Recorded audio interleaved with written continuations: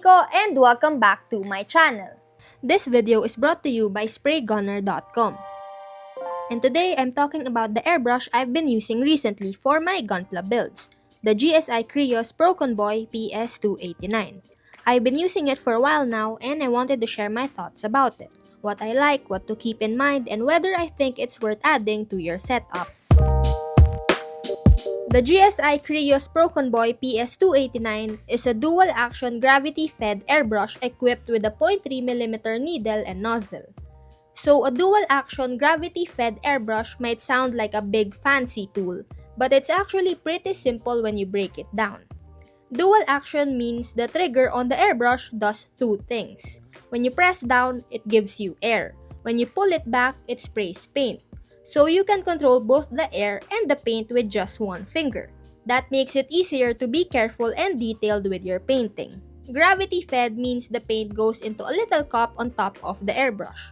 Gravity pulls the paint down into the brush, and the air pushes it out as a spray. Since the paint is right there on top, it doesn't need a lot of pressure to work, which helps you paint smoothly and gently. Perfect for tiny plastic robots like Gunpla. So right off the bat, the PS-289 just feels really good to use. The trigger is smooth, the spray control is consistent, and it's honestly been a joy to paint with. Whether I'm base coating large parts or adding subtle shading, it handles it all with ease. It also uses a 0.3mm needle, which I think is a sweet spot for Gunpla. It gives you enough coverage for larger parts, but still enough control for detail work without being too fussy. One of the handy features of the Procon Boy PS-289 is the airflow adjustment dial located at the front of the grip, just below the trigger. This lets you fine-tune how much air passes through while you spray, giving you more control without having to reach for your compressor every time. If you want softer sprays for subtle shading or fine detail work, you can dial it down. If you need full pressure for base coating or larger surfaces, just open it up. It's a super convenient feature, and every time I use an airbrush with one on it, that just makes me like the airbrush more. The PS-289 is also really reliable. You fill it up, you spray, it works. Simple as that.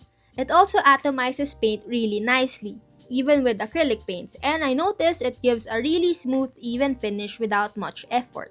Honestly, it just works. That's the biggest praise I can give it.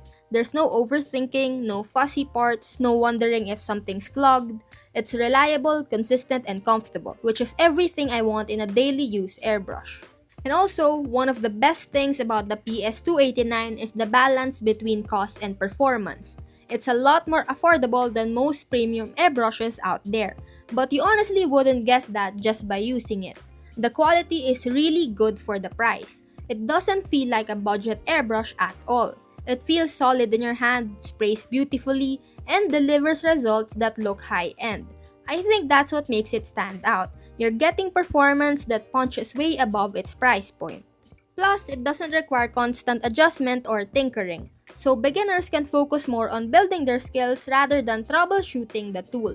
And with its excellent quality at an affordable price, it's a solid investment for anyone just getting into the hobby. Now, of course, no tool is perfect. If there's one downside for me, it's the deep cleaning.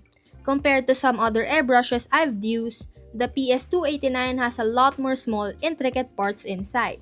That makes full disassembly kind of intimidating at first, and honestly, a bit of a hassle. If you're someone who likes to fully break down your airbrush to clean every corner, just know that this one takes a bit more care and patience.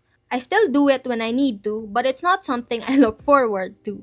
Now, aside from the tricky deep cleaning, another potential deal breaker is the nozzle. It's really tiny and fragile, and you actually need a special tool to remove it. If you over-tighten it or twist it the wrong way, even just a little, it can snap, and the thread gets stuck inside the airbrush. Not fun.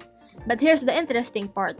GSI Krios actually sells a maintenance kit that includes a tool specifically for removing broken nozzle threads. So you kinda get the feeling that, yeah, they know this happens. You don't release a tool like that unless it's a common issue, right? So just be super careful with the nozzle. Tighten it gently and always use the proper tools if you need to remove it. Still, even with that, I really enjoy using the Procon Boy PS-289. For Gunpla especially, it gives me the control and consistency I want, with a solid build that feels nice in the hand. But the best part, it's affordable without compromising on quality. So if you're looking for something that performs like a high-end tool without the high-end price, this is definitely worth checking out. And of course, a big thanks to Spray Gunner for sending this over.